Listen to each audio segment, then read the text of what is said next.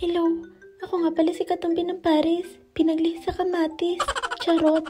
Hello mga katumbi, ngayong araw nga pala, pupunta ko sa aking mga kapatid. Siyempre, namimiss ko na sila. Karay, charot, ang sweet. Mga katumbi, nandito na nga pala kami sa taxi.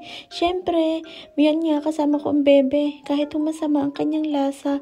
Diyos ko, mga katumbi, kailangan naming asikasuhin nga pala ang aming mga box.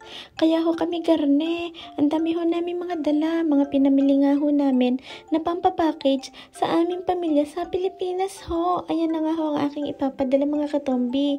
Dito kasi sa akin mga kapatid, malaki ho ang bahay nila. Kaya dito ho namin pinapapick up ang mga gamit. Ayan nga ho si sister, nakatalikod, charot. Ari ho, din na rin ho kami nagwashing ng aming mga beddings. O diba, nakatipid, charot. At pagkatapos nga ho ng ilang minuto, ako pumunta ho din sa mga labas ho. Ako lumabas muna ho. May nakita nga ako mga bilyan at kung ano ho. Hindi na ako dumaan mga katombi dahil mahalaga sa akin ang oras. Ito mga katombi, dito ko pupunta sa pagupitan. Talagang ito ho ang aking pagupitan dito sa Paris.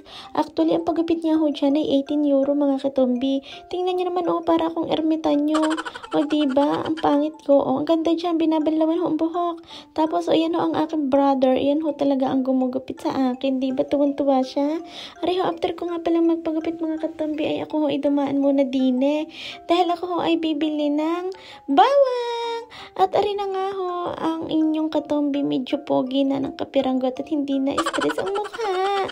At ari ho, naglakad na ako na ambon mga katambi. Ang sama ng weather. Talaga bang ganito? Ang lamig-lamig pa. At pagkagaling nga, ay ano ba yun? Pagkatapos nga ho mamili, ay ari, inaayos ko na ho ang box ko. Ako nga pala ay doon kumuha sa Romney Cramillo. Ang tito ni parang JJ. Ay diba ang ganda? So, ayan ho, first time ko magpaka-box mga katombi. Ang tagal ko pong hindi nagpa-box mga katombi. 8 years ho. 8 years. O diba? Abay, nakakatuwa. Tingin nyo naman, nagluto ang aking bebe ng isang malaking kaserola na sopas. Diyos ko, parang isang pamilya ang kakain tinay. Kami-kami lang naman, how?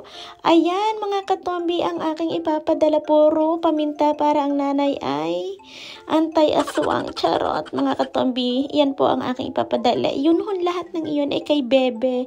O diba, ang saya ng aming pamilya. Actually, mga katombi, parehas ho kaming nagpabox. Ganyan ho talaga kaming magkopol. At after ho niyan, ay ilalagay ko na ho isa-isa sa loob ho ng box ko. Actually, ang akin naman ho, ay medyo matagal ko pa ipapakuha ho. Dahil ako sa sobrang busy ko. Wala ho akong time.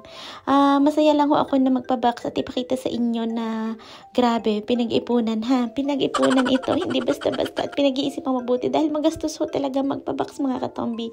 Ayan ho, ang akin hong bebe ay may sakit mga katombi. Kaya ako ho ang nag-aasikaso. Kahit ho nung kami nasa Taiwan, ako pa rin ho talaga ang nag-aasikasok ng box niya. Kahit walang sakit at hindi ho maalam. Ako ho kasi pulido ako mga katumbi, gayan how. 2 hours later.